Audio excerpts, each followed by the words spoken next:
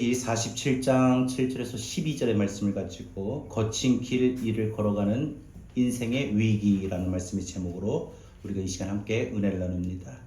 우리가 이 세상을 살아가는 도중에 또 살다 보면은 여러 가지 인생의 위기가 찾아올 때가 있습니다.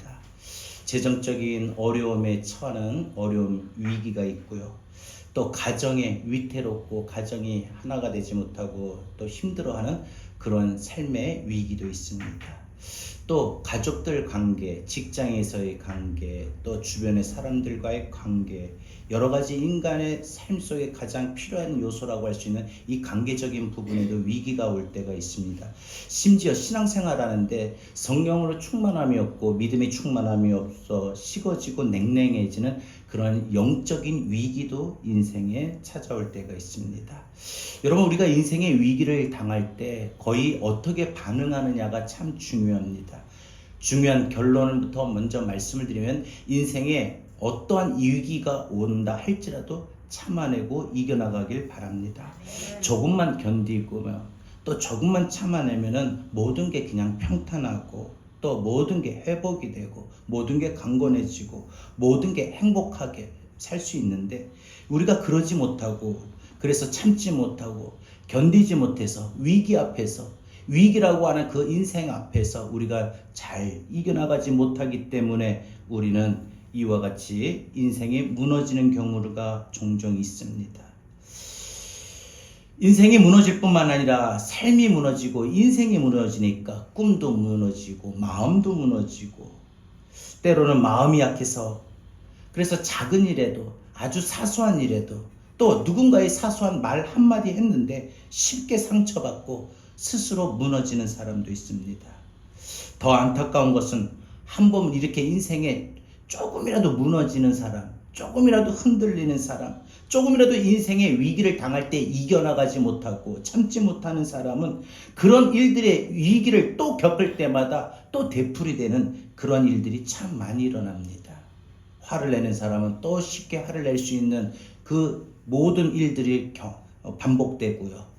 또 섭섭하는 마음이 가득해서 그 마음이 토라지는 사람은 또 그 일들이 수없이 또 반복이 됩니다.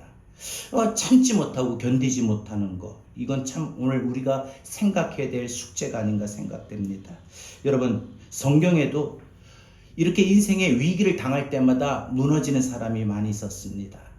가룟 유다는 돈 욕심 때문에 무너졌고, 사울왕은 자신의 어떤 잘못된 선택 때문에 무너졌고, 삼손은 오만함과 자만함으로 인해서 무너졌고, 이스라엘의 모든 역대 왕들은 그 죄악 때문에, 하나님을 떠난 죄 때문에 무너졌습니다.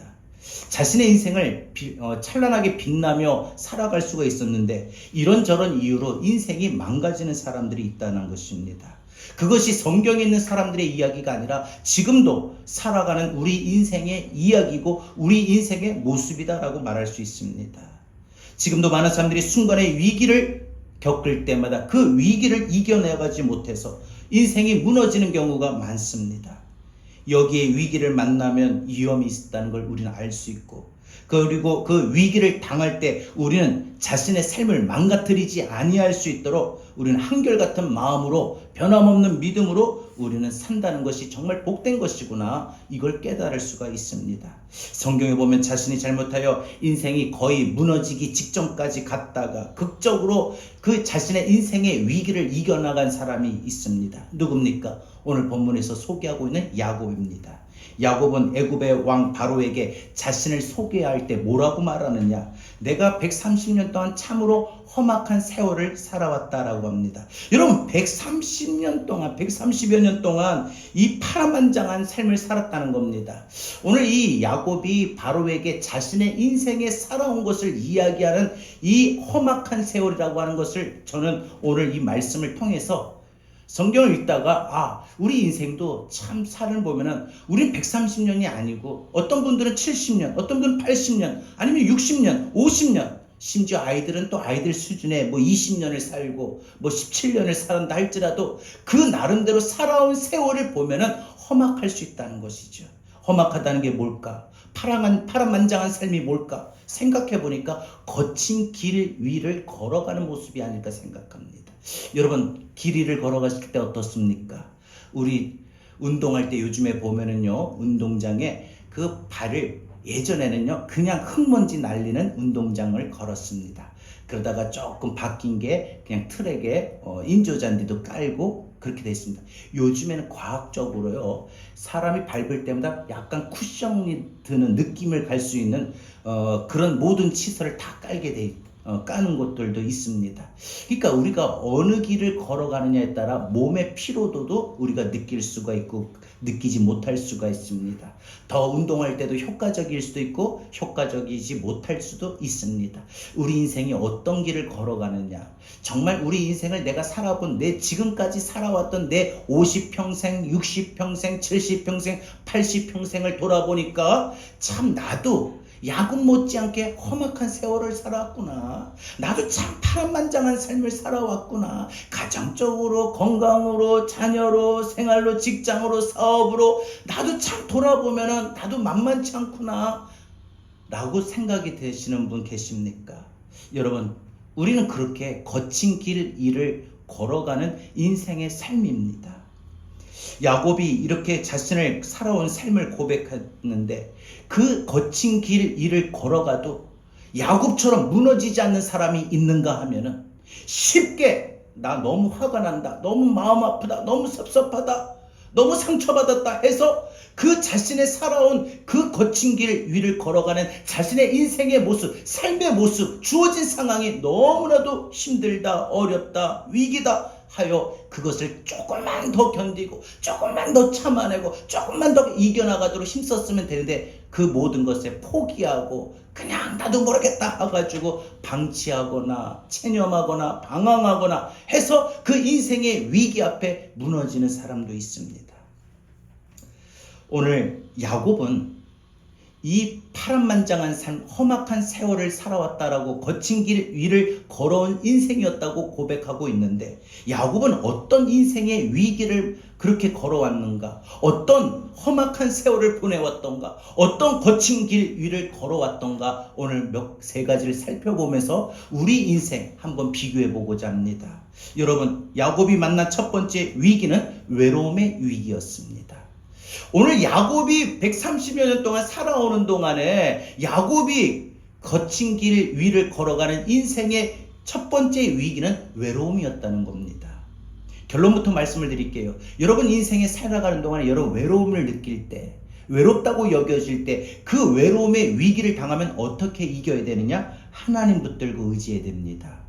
사람도 아닙니다. 물질도 아닙니다. 오직 하나님만 붙들고 의지해야 여러분의 인생에 마음적으로 오게 되는, 환경적으로 머릿속으로 자꾸 그렇게 생각이 드는, 외롭다, 나는 정말 나 혼자구나, 아무도 없구나 라고 여겨지는 그 외로움의 위기를 이겨나갈 수가 있습니다. 전에 교회에 제가 있을 때 우리 집사님, 재혼한 집사님이 있었어요. 여자 집사님은 사업을 하는 사람이고 남자 집사님은 직장을 다니는데, 아무래도 이 남자 집사님이 부인 이 집사님한테, 여자 집사님한테 쩔쩔매요. 여러 가지 상황도 그렇고. 두 사람이 결혼을 하면서 살아간대. 참 제가 보기에 위태위태합니다. 남자 집사님이 참 외로워 보이기도 합니다. 급기야 이 남자 집사님이 이게 좀 말하기가 참 민망스러운 부분일 수도 있습니다만 바람이 났습니다. 그래서 결국 두 사람은 헤어지게 되었고, 그 가정을 제가 옆에서 보았기 때문에 참 뭐라 말하기가 어려울 정도로 느꼈던 건 하나, 외로움이었구나. 아마 이 부인 집사님도 나름대로 외로웠겠죠. 근데 제가 볼 때 남자 집사님이 참 외로워 보였습니다. 결국 그 외로움을 이겨나가지 못해서, 참지 못해서, 견디지 못해서 가정도 무너지고, 그리고 신앙도 무너졌고, 모든 삶이 무너졌습니다. 여러분, 외로움으로 인한 위기 쉽게 봐서 안 돼요. 여러분, 우리가 몸으로 나타나는 그 다음에 눈에 보이는 인생의 위기는 어렵다, 정말 위기구나라는 것을 느껴지지만 마음적으로 그런 여러 가지 현상들이 나타날 때 쉽게 봐서는 안 된다는 겁니다. 야곱은 형과 아버지를 속이고 그 장자권을 빼앗은 결과로 집과 아버지의 어머니의 품을 떠나 외삼촌 라반이 살고 있는 밧단 아람으로 도망쳐야 했습니다. 한 번의 잘못됨으로 인하여 모든 관계가 아버지, 어머니와의 관계, 형과의 관계가 단절이 되었습니다. 그리고 이제는 자신이 혼자의 몸이 되어서 그를 아무도 야곱을 돌봐줄 사람도 없었고, 아무도 야곱을 사랑해줄 사람도 없고, 아무도 자기와 따뜻한 정을 나눌 사람이 없었습니다. 야곱의 입장에서는 어찌 보면 외로움이 극에 달했을 겁니다. 늘 어머니 옆에서 어머니를 도우면서 어머니 따뜻한 사랑을 받아왔던 야곱이 어머니의 품을 떠나게 되니까, 가족의 품을 떠나게 되니까 그 인생의 위기가 얼마나 컸겠습니까? 사실 여러분 한번 생각해 보십시오.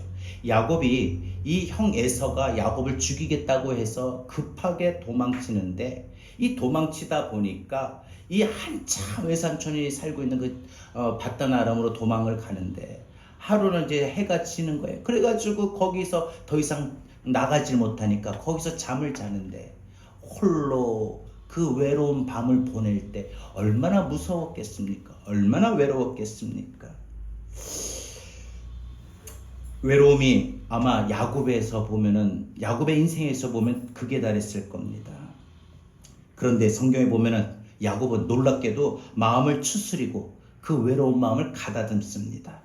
여러분, 위기 때에 극단적으로 치우치지 아니하고 마음을 가다듬는 것, 그래서 위기를 넘어가는 것, 이 모든 게 복입니다. 무너지지 않는 게 축복이에요.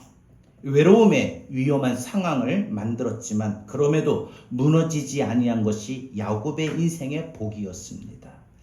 여러분, 혹시라도 여러분이 외로운 마음이 들고 외로움의 위기가 찾아올 때 여러분 넘어지지 않길 바랍니다. 무너지지 않기를 바랍니다. 외로움의 위험한 순간을 만날 때, 또 그 마음으로 겪고 있을 때, 느낄 때 여러분 분명히 우리는 이겨나가야 될 줄로 믿습니다.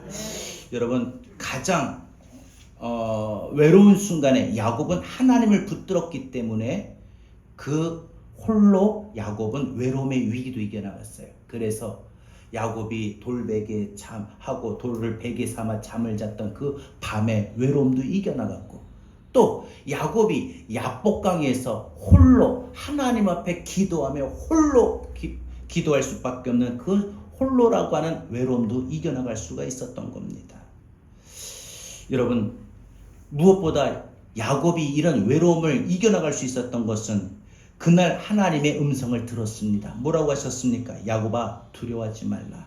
난 너의 조상 하나님 여호와라. 내가 이제부터 너와 함께 있어서 너가 어디로 가든지 너를 지키며 너를 이끌어 이 땅으로 돌아오게 할지라. 내가 너에게 허락한 것을 다 이루기까지 너를 떠나지 아니하리라. 이 하나님의 약속의 음성을 듣고 야곱은 나 혼자라고 여겨졌던 그 마음이 순간 바뀌어지는 거예요. 나 혼자 아니네. 하나님이 함께 하신다고 했고, 하나님이 나와 어디를 가든지 떠나지 아니하신다고 하셨는데, 그 순간 야곱은 하나님의 음성을 붙들는 순간 그 마음의 외로움에 그 모든 마음이 사라지고 이기게 되었던 것입니다. 하나님과 동행하기로, 그래서 하나님의 손을 나도 붙잡겠노라고 다짐하게 되었던 것입니다. 이것이 야곱이 인생의 위기를 당할 때 이길 수 있었던 방법입니다. 야곱은 가장 외로울 때 자신을 파괴하려고 했던 그 마귀의 손을 잡지 않았습니다. 자기를 무너뜨리고 싶은 자기 속에 있는 그 어리석은 생각에도 사로잡히지 않았습니다. 자신의 인생에 축복된 길로 인도하시는 하나님을 붙들었습니다. 이때부터 하나님께 그의 인생을 맡기게 되고 하나님의 인도를 받아 결국은 야곱은 축복의 조상의 반열에 오르게 됩니다. 사랑하는 여러분, 인생을 살아가는 동안에 외로움이 밀려오는 위험의 순간에 우리는 누구의 손을 잡느냐가 참 중요합니다. 외로울 때 절대 과 타협해서 죄악의 손을 잡지 않기를 바랍니다. 사단의 꾀임에 유혹에 넘어가지 않기를 바랍니다. 인간적인 생각에 사로잡히지 않기를 바랍니다. 오직 나를 축복하시는 하나님의 손을 잡기를 바랍니다. 전라북도 한 촌에서 머슴의 아들로 태어나가지고 나도 보니까 우리 집의 내력과 우리 집에 살아온 삶을 보니까 할아버지가 그러니까 아버지도 머슴이 되고 아버지가 머슴이 되니까 나도 머슴의 인생으로 살 수밖에 없겠구나 생각되어 무작정 서울로 올라왔어요. 서울로 올라와서 지낼 데가 없으니까 교회에서 잠을 잤는데 그 교회 그때 옛날에는요 교회가 다 마룻바닥이었어요. 들어온 입구에 신발장이 있고 신발을 벗어놓고 마룻바닥에 그 차가운 마룻바닥에서 쭈그리고 움켜잡고 자면서 신문 발을 해보고 구두 닦기를 해보고 정말 안 해본 것도 없이 무엇이든지 다 고생하며 성장했던 류태영 박사님 이야기입니다. 견디기 어려웠던 것은 너무나도 배고픔이었다고 합니다. 무엇보다 더 큰 어려움은 그 당시엔 전화가 없었기 때문에 이와 같이 가족들과의 그 단절, 그래서 하루 순간에 아버지 어머니 가족들이 보고 싶은 그 외로움, 또 일을 하는 동안 어리다고 그리고 그래서 어린 게 하면서 많은 사람들부터 무시당했던 서러움 참 컸습니다. 외로움과 서러움이 가장 인생을 살아오는 동안에 자신의 인생에 가장 힘들었다라고 말합니다. 그런데 그 외로움과 그 서러움을 어떻게 이겨나갔느냐? 새벽 기도에 항상 기도했다고 합니다. 교회에서 자니까 새벽 기도는 당연히 해야 되는 거고, 그러니까 자다가도 새벽에 목사님 나오시고 성도들이 오면 일어나서 이제 같이 새벽 예배 드리는 거예요. 그러면서 자신이 그렇게 잠을 자기 위해서 교회에서 지내기 위해서는 새벽 기도를 드렸지만 그 새벽 기도가 자신의 의지적으로 마음을 열고 기도를 하기 시작합니다. 하나님 사랑합니다. 하나님 도와주십시오. 한마디로 유태용 박사는 가장 외롭고 가장 서러운 그 순간의 위기를 하나님 손을 붙잡았던 겁니다. 피 끓는 그 청춘에 그 연약하여 넘어지기 쉬운 그때에도, 무엇보다 죄의 유혹이 많은 그때에도, 그 타락의 손길이 수없이 뻗쳐왔을 그때에도 유태영 박사님은 오직 죄악의 손을 잡지 않고 유혹의 손을 잡지 않냐고 하나님의 손을 붙잡았습니다. 그 믿음 때문에 조금도 인생 살아오는 동안 한 번도 타락하지 아니하고 자신의 삶이 그토록 힘들고 어려운데 한 번도 비관적인 생각이 안 들어요. 여러분, 믿음이 떨어지면요 모든 게 비관적으로 보여요. 자신의 삶에 처한 상황이 나는 왜 이렇게 되느냐, 여러분 비관적이 됩니다.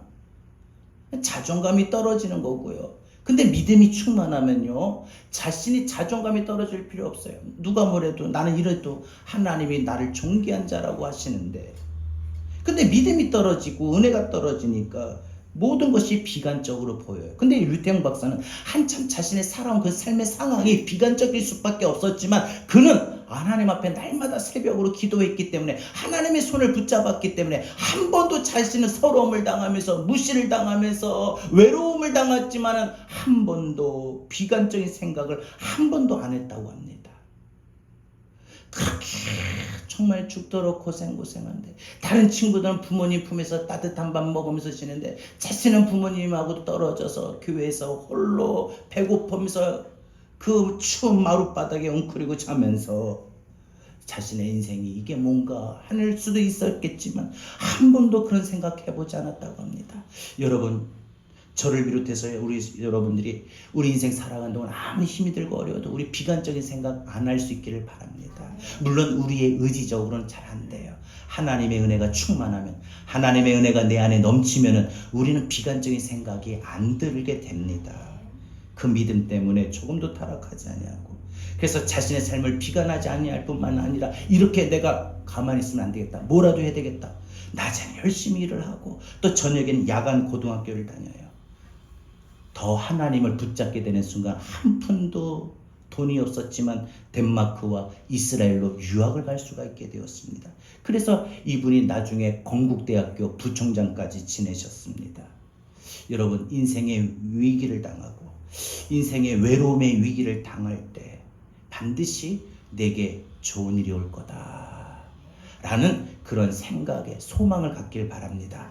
그래서 지금 여러분이 그 외로움 때문에 갖게 되는 그 문득문득 내 마음에 스며들고 나타나는 이게 뭔가, 나는 왜 이런가, 내 가정은 왜 이런가, 내 자식들은 왜 이런가, 내 건강은 왜 이런가, 내 인생의 삶은 왜 이런가, 정말 나는 야곱처럼 나도 정말 파란만장한 험악한 세월을 당과 지금 살아가고 있구나 라고 자신도 모르게 그렇게 비관적인 생각이 들 때마다 하나님 붙잡고 여러분 마음의 소망 놓치지 않기를 바랍니다. 이겨나가길 바랍니다. 하나님은 하나님을 의지하는 사람의 그 마음을 붙들어 주셔요. 그래서 외로움이 아니라 하나님이 함께 하시는 그 확신으로 말미암아 은혜의 충만함을 채워주실 줄로 믿습니다. 따라서 여러분 인생의 외로움의 위기가 올 때마다 하나님 붙잡으세요. 이깁니다. 이겨냅니다. 외로움은 다 느껴요. 나이가 들면 더 외로움을 느껴요. 심지어 자식이 있는데도 외로울 수도 있고 남편이 있는데도 외로울 수가 있어요. 근데 더 없으면 아예 자신의 삶을 보니까 난 진짜 더 외롭구나 라고 할 수도 있어요. 여러분 외로움은요 어떻게 보면 우리가 가볍게 여기고 넘어갈 문제가 아닙니다. 외로움부터 우리는 마음에 어떤 문제나 병이 시작이 될 수가 있어요. 그래서 여러분 인생에 외로움이 느낄 때마다 하나님 붙잡으세요. 하나님의 약속 야곱이 붙잡았던 것처럼 저와 여러분들이 하나님의 말씀, 하나님이 야곱에게 하셨던 그 동일한 말씀 오늘 우리에게도 동일하게 말씀하신 줄로 믿습니다. 내가 너를 지키며 너를 이끌어 이 땅으로 돌아오게 하리라. 내가 너에게 허락한 것을 다 이루기까지 너를 떠나지 아니하리라. 절대 혼자다, 외롭다 여러분 여기지 마십시오. 그리고 그 외로움 때문에 마음이 섭섭하다고 해서 비관적으로 생각도 하지 마십시오. 참고 이겨나가길 바랍니다. 두 번째, 야곱이 두 번째 만날 위기는 분노 폭발의 위기였습니다. 결론부터 말씀을 드리면 여러분 우리 마음의 분노는 참 다스리기가 힘이 들어요. 화가 나면요 특히 예민한 사람일수록 그래요. 예민하면은 모든 게 그냥 자꾸 아주 그냥 마음에 좀 여유가 있으면은 그냥 괜찮은데 마음에 여유가 없으니까 막 예민해지는 거예요. 어떤 아이가 신발을 산 지가 일주일도 안 됐어요. 근데 어떻게 신었는지 신발이 뜯어졌어요. 아빠가 그래요. 야 너는 신발 산 지가 얼마 됐는데 벌써 이렇게 됐어? 하더만 갑자기 아빠가 그 다음에 어떤 말을 할까 생각을 해봤더니 아빠가 화를 낼까? 너 다음부터 신발 안 사줘. 이렇게 나올 줄 알았는데 아빠가 그 다음 말이 반전이 됩니다. 아이고 그럼 많이 뛰었네. 그래 잘했다. 아빠가 또 사줄게. 이럽니다. 여러분 인생에 우리는 분노가 쌓일 때 이 분노를 잘 다스리고 분노를 씻어내지 못하고 그 분노를 때로는 자신의 의지와도 상관없이 폭발이 되어버릴 때가 있어요. 말로 나갈 때가 있고 표정으로 나갈 때가 있고 행동으로 나갈 때가 있죠. 근데 여러분 우리 인생에 분노가 폭발할 위기를 당할 때 이겨나가는 방법은 하나님 내 마음을 만져주세요 이겁니다.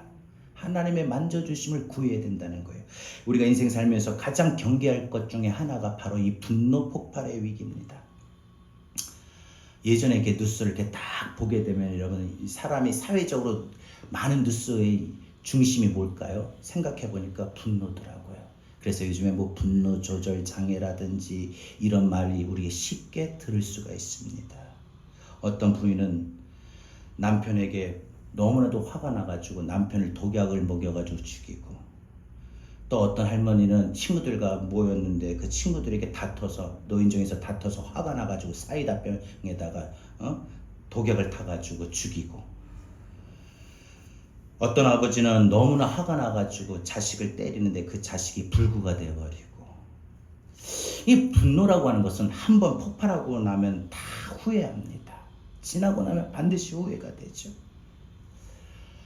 예전에 한번 그 연예계 뉴스 보니까 대만의 연기자 펑우이민이라고 하는 배우가 있었어요. 이 사람이 자신의 차에 불을 지르고 자살했어요. 응? 그 이유가 뭐냐? 촬영을 하여 배우니까 일거리가 있어야 되잖아요. 촬영을 해야지 캐스팅에 대해서 촬영을 해야지 돈을 버는데 아무도 이 배우를 컨택을 안 하는 거예요. 캐스팅이 안 들어오는 거예요. 그러니까 돈벌이가 안 되니까 인기도 떨어지고 돈도 없고 무기력한 자신이 크게 보여지는 거예요. 내가 이렇게 살아서 뭐하나 해가지고 너무 화가 나니까, 자신의 살아가는 삶이 너무 화가 나니까 차에다가 불을 지르고 죽었어요. 분노를 사귀지 못하고 인생을 그렇게 마감하는 사람들, 그런 거 보면은 참 우리 주변에 일어나는 사건, 사고, 이렇게 모든 것들이 참 분노로부터 시작이 됩니다.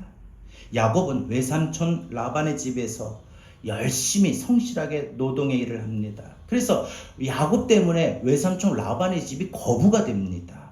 외삼촌은 조카 야곱을 이용하여 많은 부를 키웠고, 나중에는 이 조카 야곱이 번 돈까지, 그 재산까지 빼앗으려고 합니다. 그래서 무려 10차례나 야비한 짓을 하면서 이 라반이 조카 야곱의 재산을 빼앗으려고 했습니다.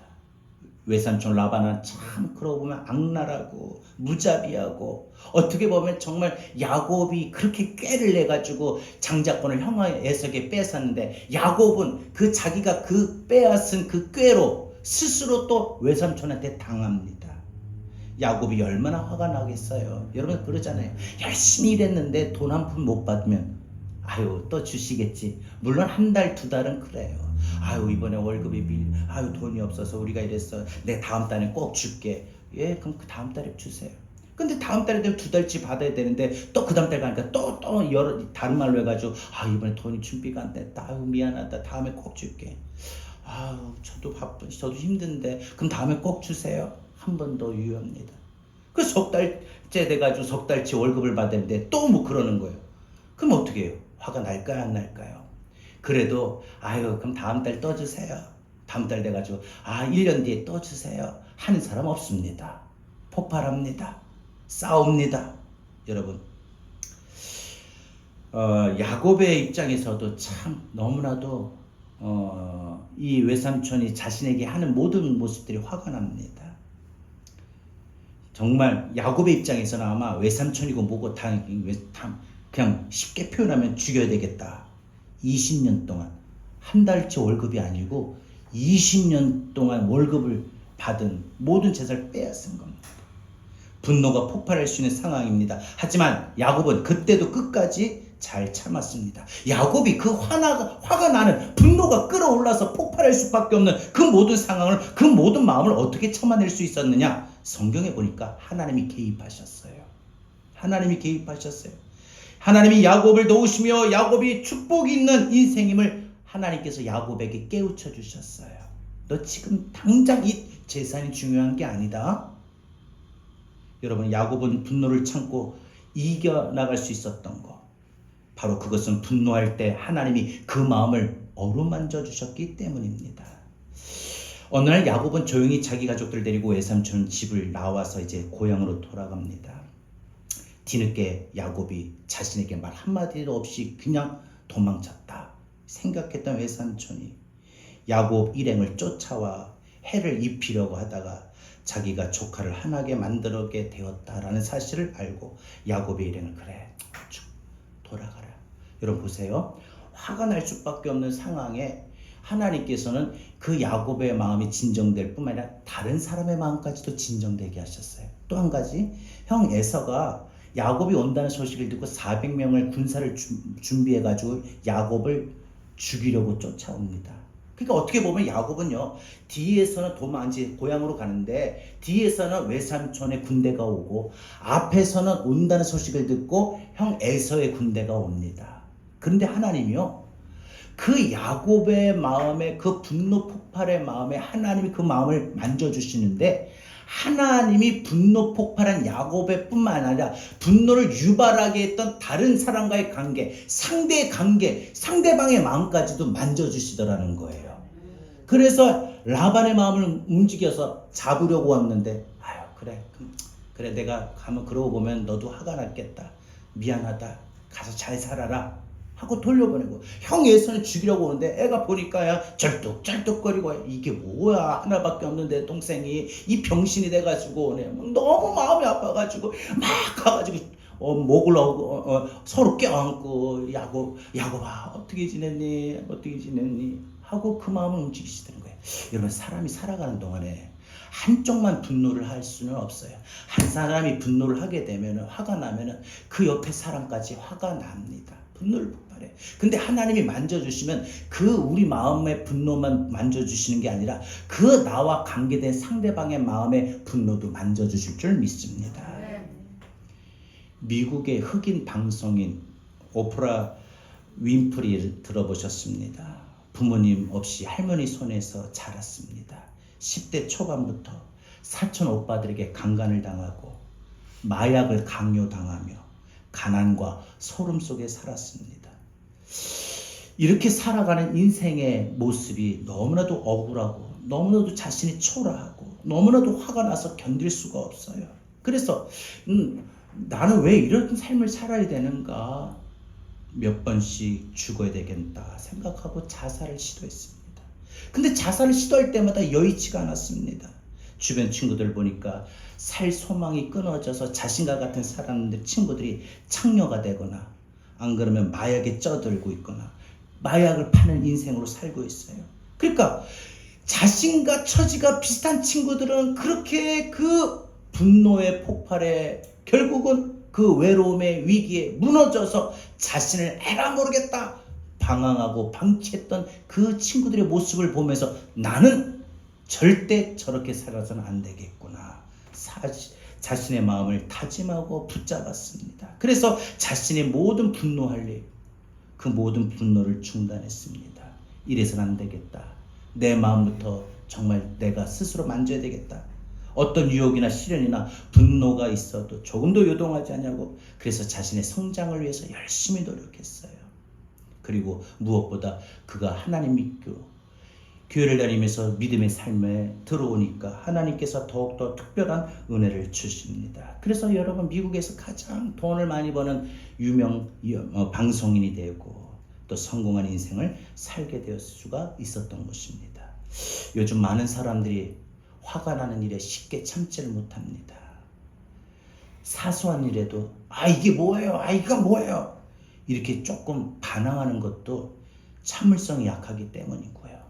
사람들이 헤어지는 것도 참을성이 약하기 때문이고 교회 와가지고도 자꾸 불만을 토로하는 사람들도 두 가지입니다. 하나는 신천지고 하나는 바로 불만이 가득 쌓인 사람, 화가 이 분노를 참지 못하는 사람이에요. 오늘도 점심 먹을 때 감사합니다. 맛있게 드시길 바랍니다. 할렐루야. 여러분 우리 살아가는 동안에 늘 맛있죠. 사실 우리 교회 음식은 늘 맛있습니다. 점심 식사 맛있어요. 교회 그랬다. 목사님 설교가 길다. 예. 사실 좀 긴 편입니다만 저보다 긴 목사님들 꽤 많습니다.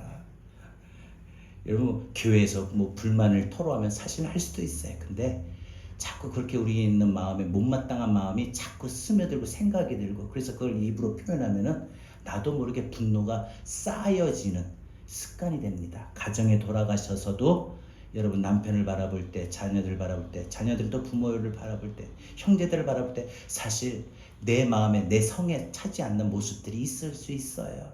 그렇다고 해서 여러분 불만족스러운 마음이 쌓여지지 않길 바랍니다. 불만족스러운 마음이 쌓여지면 분노에 결국은 차게 됩니다. 그 분노에 차게 되면 우리 인생에 야곱이 당한 두 번째 위기를 우리도 당합니다. 안 그래도 우리가 살아가는 요즘 현대 시대는 분노가 쌓일 수밖에 없는 시대고 분노가 쉽게 폭발할 수밖에 없는 시대. 화를 쉽게 내고 화를 쉽게 참지 못하는 그런 시대에 우리가 살고 있는 거 아니겠습니까? 우리가 이 분노에 참지 못하면 돌아서면 후회합니다. 그때 그냥 말하지 말걸.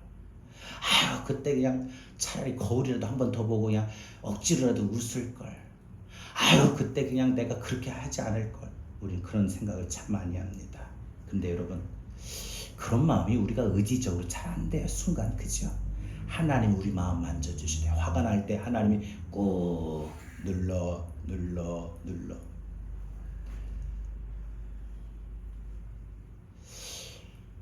우리 인생 살아가는 동안에 그런 일들이 일어나면 좋겠습니다. 우리가 그게 분노에 휩싸였을 때 하나님 우리를 지켜보고 계십니다. 그리고 우리를 반드시 도우십니다. 그 마음의 분노가 폭발해서 그 인생이 망가지지 않도록 하나님 도우셔요.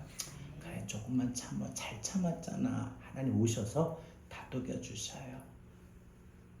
여러분, 분노를 참고 하나님의 은혜가 여러분 마음에 충만하길 바랍니다. 하나님 만져주시면 돼요. 그래서 그렇게 화가 날 때, 우린 어떻게 보면 기도해야 될 때, 문제를 당할 때 기도해야 되는 거, 아플 때 기도해야 되는 거 사실 맞아요. 근데 막 화가 날 때일수록 더 기도하세요. 근데 그때 기도도 안 나요. 하고 막 한숨밖에 안 쉬지만 한숨 쉴 때마다 주여 주여 할 때마다 그 마음으로 우리 모든 걸 이겨나가길 바랍니다. 마지막 세 번째로 야곱이 만난 세 번째 인생의 위기는 실패 자아상의 위기였습니다. 여러분, 우리 인생의 실패 자아상은 누구나 있습니다. 나는 이거 지금 살아가는 삶에 만족스럽지 못한 사람은 스스로 자신의 인생이 실패자라고 여깁니다. 나는 공부에도 실패했어. 나는 대학에도 실패했어. 나는 직장에도 실패했어. 나는 결혼 생활에도 실패했어. 나는 엄마로서 실패했어. 나는 아빠로서 실패했어. 난 직장에서도 실패했어. 난 사업에도 실패했어. 여러분, 이 실패의 자아상의 위기, 우리가 당할 때, 그런 마음이 여겨질 때 우리는 어떻게 이겨나갈 수가 있느냐? 우리 맺혔던 관계가 회복이 되어야 됩니다. 마음에 맺혔던 것도 풀어져야 되고 상대방과의 관계도 풀어줘야 됩니다. 야곱은 가족들을 끌고 고향으로 돌아가는데 용기가 필요했습니다. 내가 무슨 낯자고 다시 아버지 어머니 형한테 갈 수 있을까? 왜냐하면 고향의 가족들은 분명 자신을 죽일 놈이라고 여겼기 때문에 아버지를 속였으니 아버지는 그럴 거고 형 에서는 말할 것도 없고 그나마 엄마는 좀 덜하겠지. 아마 제 생각에 야곱이 그래도 갈 수 있었던 것은 하나님이 그 마음을 열어주시고 인도해 주셨겠지만 한편으로는 엄마라는 생각이 듭니다. 그래도 엄마는 항상 야곱 편이었거든요. 그래서 항상 보면은 자신의 가족들이 자신을 어떻게 대할까? 항상 남 생각하지 않고 지밖에 모르는 저 나쁜 놈, 이기적인 놈이다. 비난하는 그런 모든 아마 진원지였을 겁니다. 이것을 생각하면 야곱은 아마 고향으로 다시 돌아가고 싶지 않았을 것입니다. 가족을 피해 따로 살고 싶었을 겁니다. 그런데 야곱은 결단하고 고향으로 돌아갑니다. 왜냐? 형 에서와의 진정한 화해를 하지 않으면 자신의 인생은 하나님이 아무리 말씀하셔도 그 말씀의 축복이 오지 않기 때문이다라고 생각이 들었기 때문입니다. 형과의 맺혔던 관계가 풀어져야 하나님의 내게 복을 주신다. 여러분, 성경은 우리에게 이런 비슷한 말을 말씀하시죠.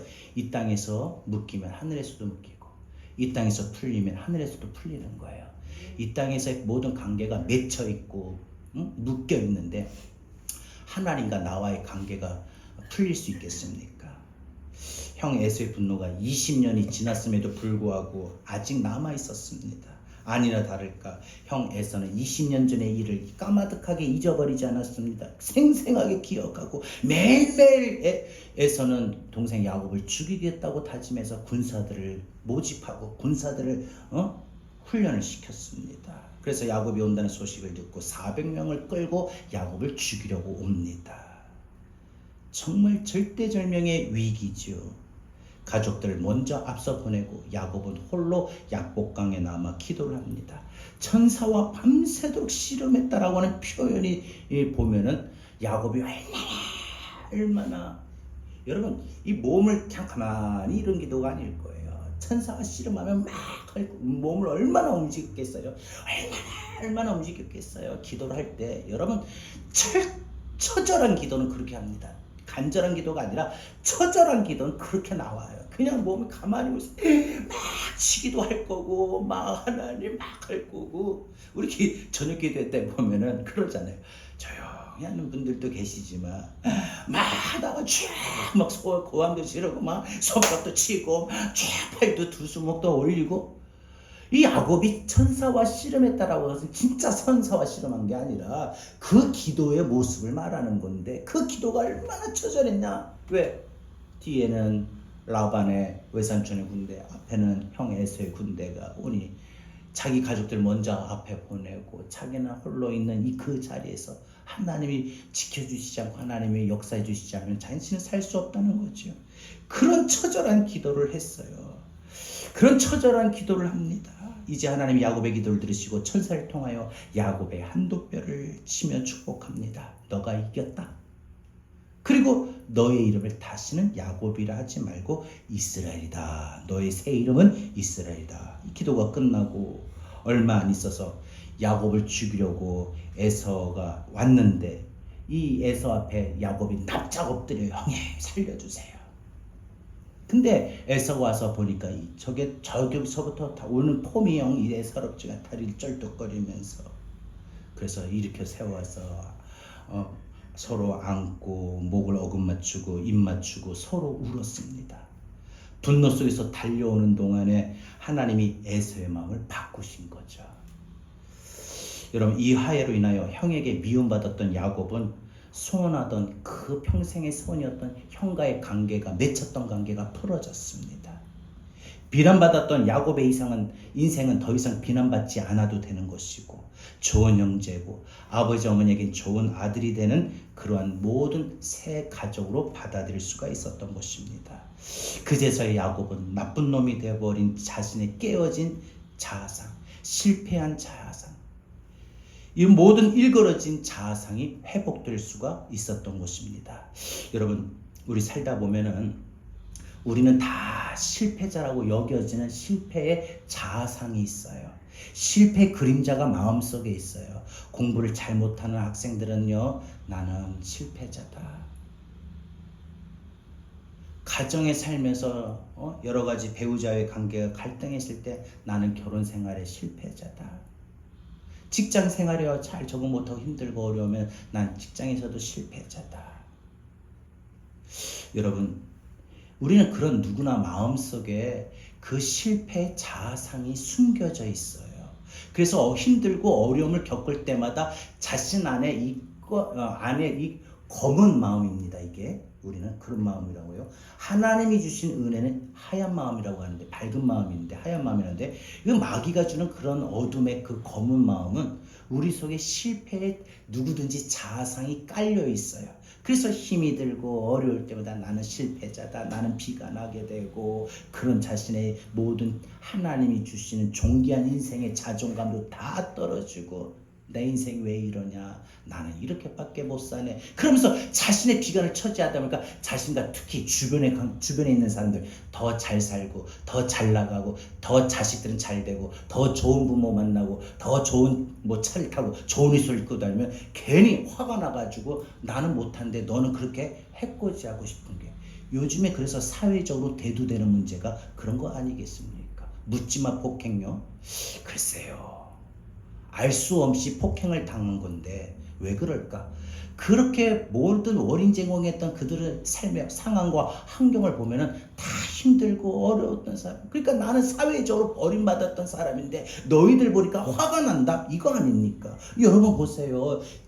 여자친구에게 헤어지자 통보받아가지고 그게 화가 나가지고 여자들만 붙잡고 폭행하는 사람들, 그 마음에 그 이성교제, 그 결혼에 그 좋아했던 여자와 그 결혼에 실패했기 때문에 실패의 자아상이 결국은 자신의 그 분노로 표출하게 되고 사회적으로 자신이 버림받았다고 비관하게 되고 사람에게 비관받아서 그런 행동을 하지 않겠습니까?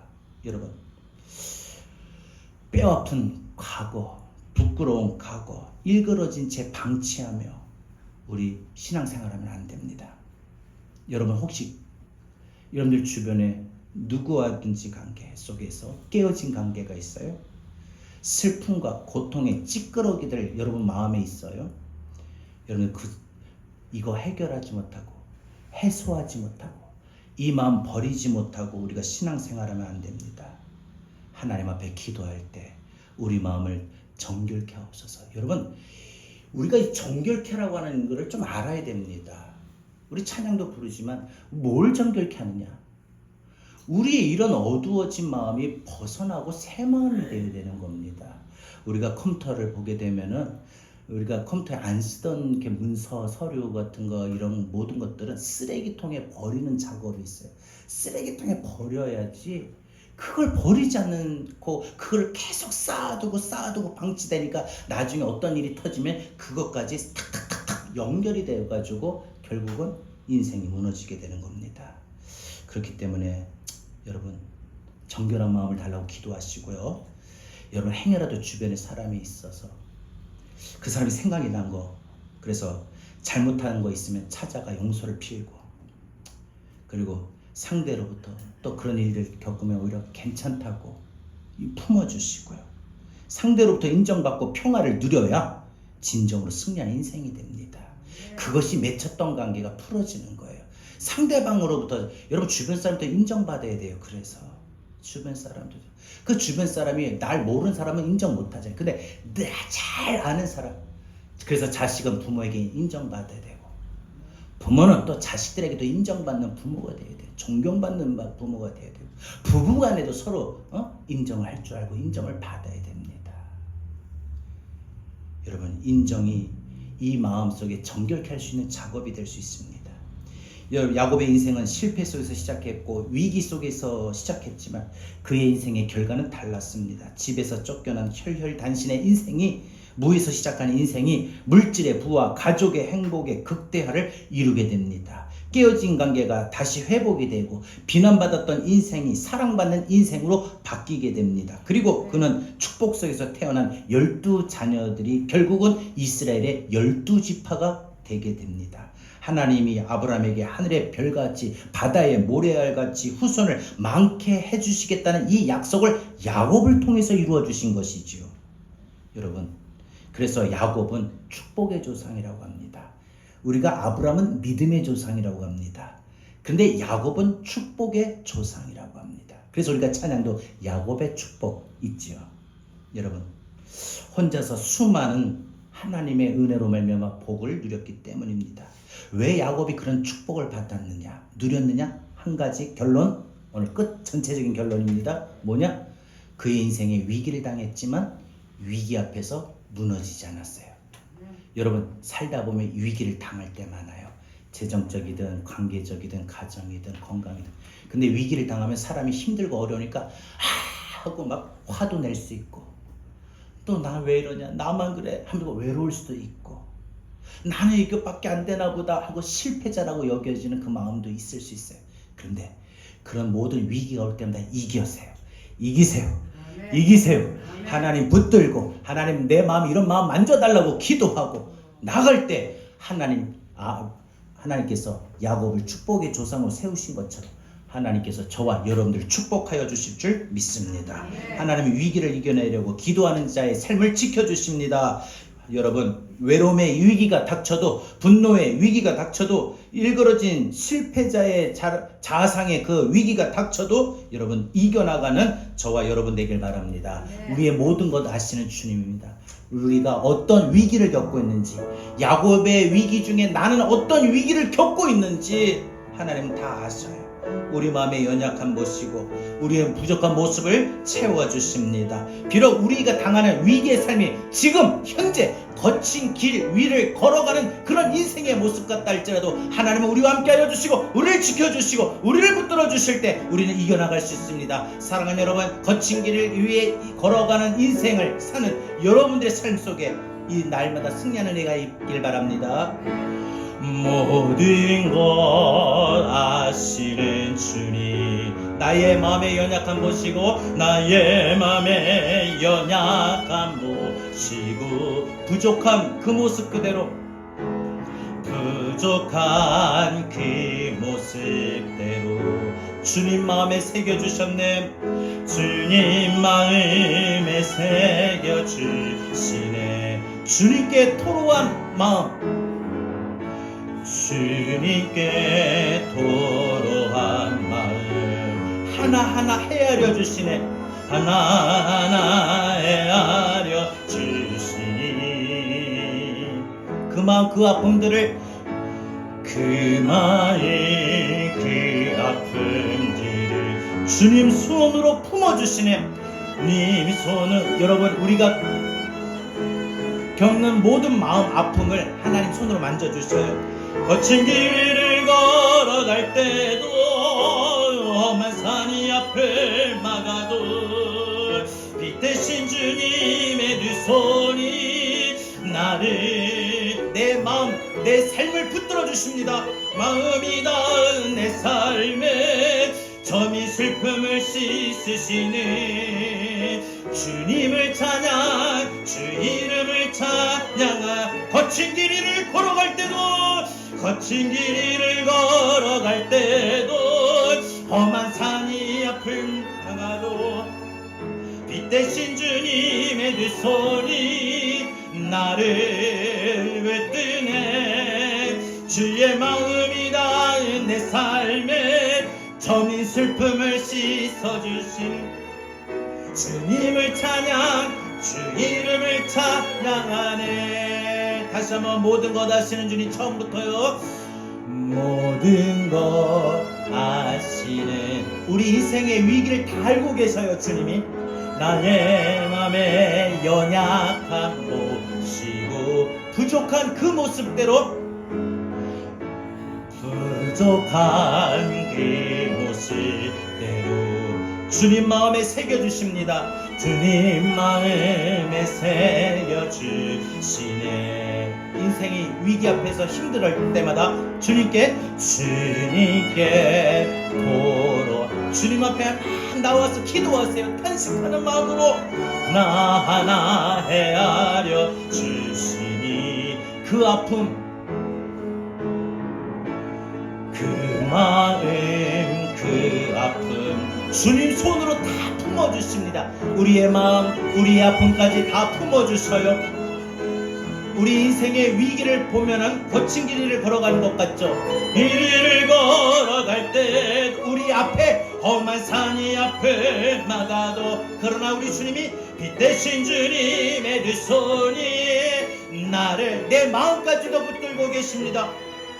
주님은 내 삶에 우리의 저물어진 그 슬픔까지도 주님을 찬양, 주 이름을 찬양. 거친 길 위를 걸어갈 때도, 거친 길을 걸어갈 때도, 험한 산이 앞을 막아도 빛 대신 주님의 두 손이 나를 붙드네. 주의 마음이 닿은 내 삶에 점이 슬픔을 씻으시네.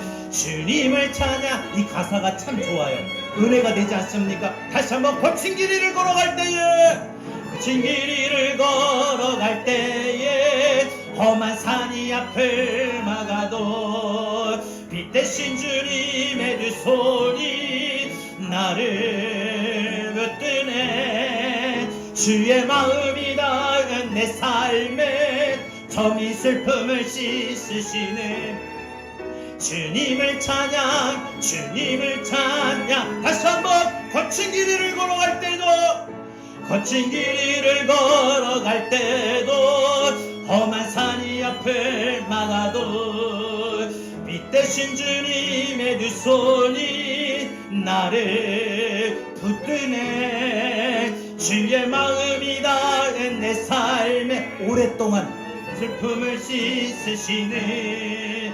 주님을 찬양, 주 이름을 찬양. 다시 한번 거친 길이를 걸어갈 때, 거친 길이를 걸어갈 때도, 험한 산이 앞을 막아도 빛 대신 주님의 두 손이 나를 붙드네. 주의 마음이 닿은 내 삶에 점이 슬픔을 씻으시네. 주님을 찬양, 주님을 찬양하네. 자, 오늘 우리 함께 기도하기로 원합니다. 우리 인생의 위기 속에 거친 길 위를 걸어가는 인생의 삶을 살아가는 것 같습니다. 그리고 때로는 우리 앞에 그 험한 산이 딱 앞을 가로막아서 가지도 못하고 물러서지도 못할 때가 있어요. 근데 그때마다 우리에게 빛 대신 주님이 오셔서 우리 마음, 우리 생각, 우리 모든 것 붙들어 주셔요. 그래서 주님의 그 은혜가 내 마음에 닿으니까 그동안 오랫동안 알게 모르게 계속 쌓여있던 우리의 마음의 슬픔, 서러움, 상처를 다 씻어주셔요. 오늘 이 가사 은혜가 되지 않습니까? 거친 길이를 걸어갈 때 험한 산이 앞을 막아도 빛 대신 주님의 손이 나를 붙드네. 주님의 마음이 닿은 내 삶에 저민 슬픔을 씻어주신다고 했어요. 여러분 오늘 이 시간 여러분 마음을 진찰합시다. 여러분 인생이 지금 살아가는 삶의 모든 상황들이 거친 길 위를 걸어가고 있다고 여겨지십니까? 느끼십니까? 생각이 드십니까? 뭔가 해보려고 해도 험한 산이 여러분 딱 앞에 있어서 아무것도 할 수 없는 상황에 놓여 있습니까? 그래서 그런 인생의 위기로 내 마음, 내 소망, 내 믿음마저도 무너질 것 같은, 그래서 비관적으로 생각이 들 수밖에 없는 어두운 내 마음에 주님이 오셔서 그런 내 마음, 그런 내 생각을 붙들어 주셔요. 주님의 마음에, 주님의 은혜가 내 삶에, 내 마음에 닿을 때 오랫동안 알게 모르게 쌓여졌던 슬픔, 서러움, 상처, 억울함, 모든 그 상처들 다 씻어주셔요. 여러분 오늘 이 시간 기도할 때 씻길 바랍니다. 정결케 되길 바랍니다. 여러분 마음에 혹 행여라도 오랫동안에 있었던 상처나 아픔이나 슬픔이나 이런 것이 여러분 쌓아두면 안 돼요. 여러분 오늘 이 시간 그걸 버려야 됩니다. 휴지통에 버려야 돼요. 여러분 오늘 마음이 정결해져야 돼요. 깨끗해지고 새로워져야 돼요. 그런 마음이 하나님 내 마음을 주님 벗어나게 없어서, 그래서 인생의 위기 앞에 분노를 폭발하지 않게 하시고 실패자라고 하는 자아상에서 벗어나게 하시고 외로움에서도 벗어나게 하시고 내 인생에 하나님 은혜로 살아갈 수 있는 복된 인생 되게 해달라고 우리 다 같이 오늘 주신 말씀을 들고 함께 기도합니다. 주여 하나님 감사합니다. 오 주님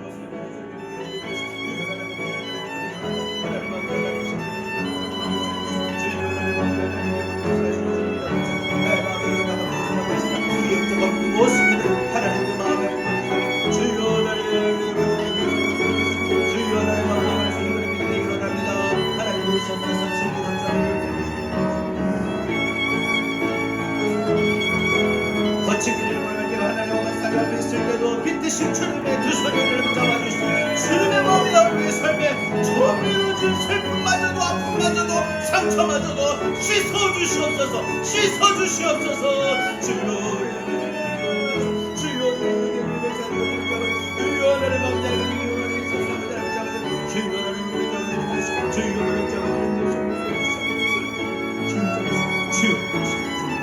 거친 길이를 걸어갈 때도 험한 산이 앞을 막아도 빛 대신 주님의 두 손이 나를 붙드네. 주님의 마음이 닿은 내 삶, 오랫동안 방치되었던 쌓여있던 저밀어진 슬픔마저도 아픔마저도 거친 길이를 걸어갈 때도 험한 산이 앞을 막아도 빛 대신 주님의 두 손이 나를 붙드네. 주의 마음이 닿은 내 삶에 저민 슬픔을 씻으시네. 주님을 찬양, 주 이름을 찬양하네. 처음부터 한 번만 더 찬양합시다. 모든 것 아시는 주님, 나의 연약함 보시고, 가사가 너무 은혜스러운데 한 절 한 절 깨달으며 고백합시다. 부족한 그 모습 그대로, 부족한 그 모습대로 우리 주님 마음에 우리를 새겨주셔요. 네 마음에 새겨주. 우리 너무 인생이 힘들어서 주님께 토로한 마음마저도 주님께 토로한 하나하나 헤아려 주신다고 했어요. 하나하나 헤아려 주시니 우리 마음에 있는 아픔까지도 헤아려 주시는 그 마음, 그 아픔. 그래서 주님의 손으로 우리를 품어주셔요.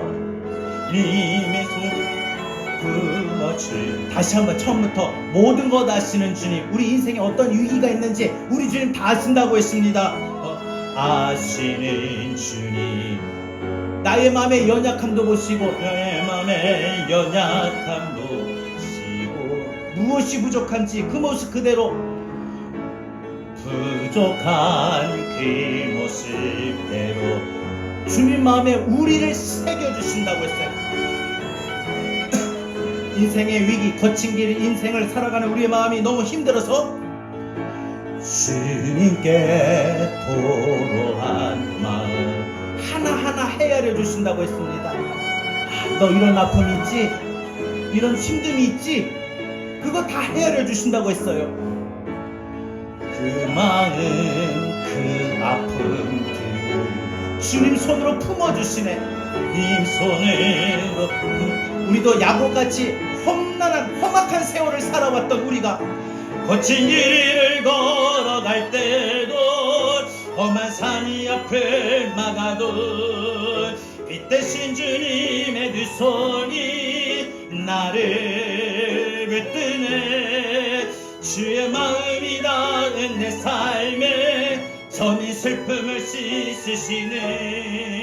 주님을 찬양, 주 이름을 찬양하. 거친 길을 걸어갈 때도 거친 길을 걸어갈 때도 험한 산이 앞을 막아도 빛 대신 주님의 두 손이 나를 붙드네. 아멘.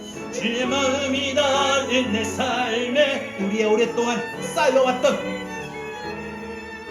주님을 찬양, 주 이름을 찬양. 거친 길을 걸어가는 우리 인생이 거친 길을 걸어갈 때도 험한 산이 앞을 막아도 빛 대신 주님의 두 손 나를 붙들에 붙잡아 주셔요. 마음이 닿은 내 삶에 전 슬픔을 씻으시는 주님을 찬양, 주 이름을 찬양하네. 천천히 한 번만 마지막. 거친 길을 걸어갈 때도 험한 산이 앞을 막아도 빛 대신 주님의 두 손이 나를 이번 한 주간 오늘 말씀 붙잡은 여러분들 우리 주님 붙잡아 주셔요.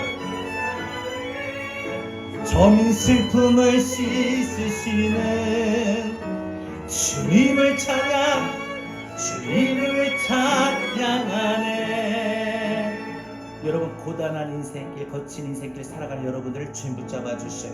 그리고 여러분 주의 은혜가 닿을 때 여러분의 그 오랫동안 해소되지 못하고 버리지 못했던 그 스며들었던 그 저민 슬픔, 상처, 아픔 오늘 주님이 씻어주신다고 했어요. 이거 믿으세요.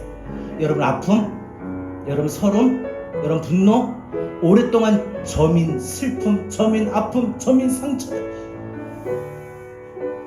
나는 안 끄집어냈는데 그래서 내 안에 반 있었는데 오늘 이 말씀 붙들고 믿음으로 살려고 하니까 주님이 내 안에 그 모든 오랫동안 쌓였던 저민 슬픔, 아픔, 상처를 다 끄집어내 주시고 우리 마음을 새 마음 주시고 빛된 마음 주시고 정결한 마음 주셔요. 여러분 이번 한 주간은 좀 아마 특별한 한 주간이 될 겁니다. 주의 그런 은혜로 살아가길 바랍니다. 이제는 우리 모든 것을 아시는 주님의 은혜와 아버지 하나님의 극진하신 사랑과 보혜사 성령님의 감화 감동 내주 교통하신 은혜가 야곱과 같이 험악한 세월을 살아오는 동안에 거친 길 걸어가는 인생을 사는 우리 앞에 어떤 위기도 잘 참아내고 이겨나가고 주의 붙드심으로 주님 앞에 기도함으로 주의 은혜로 승리하며 살아가기를 다짐하는 우리 사랑하는 모든 성도들 머리 위에 이제로부터 영원토록 함께 있을지어다. 아멘.